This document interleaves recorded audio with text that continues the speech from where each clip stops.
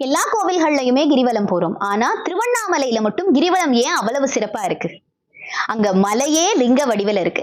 அது மட்டும் இல்லாம கிரிவலம் போகும்போது ஒவ்வொரு கோணத்திலையும் அந்த மலை ஒவ்வொரு மாதிரி தெரியுமா? முதல்ல ஆரம்பிக்கும் போது ஒரே மலையா தெரியும். நான் தான் ஏகன், அனைத்தும் என்னுள் அடக்கம் அப்படிங்கிறது.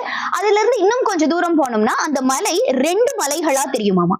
காரணம் என்னன்னா சக்தியும் சிவனும் இணைந்ததுதான் இந்த உலகம். அர்த்தநாதீஸ்வரர் அப்படிங்கறத விளக்கும் விதமா அங்க 2 மலைகள் தெரியும். அதே மாதிரி இன்னும் கொஞ்சம் தூரம் போனா வேறொரு கோணத்துல பார்க்கும்போது 3 மலைகள் இருப்பதாக தெரியும்னு சொல்லுவாங்க. பிரம்மா, விஷ்ணு, சிவன் அனைத்தும் தானே அப்படின்னு சொல்லக்கூடிய அந்த தத்துவத்தின்படி. அதே மாதிரி அந்த கிரிவலத்தை நிறைவு செய்யும் போது 5 மலைகளாக தெரியுமாமா.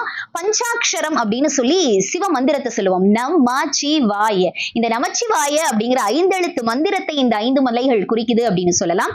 இல்ல அப்படின்னா 5 முகங்களாகிய சிவபெருமானை குறிக்குது.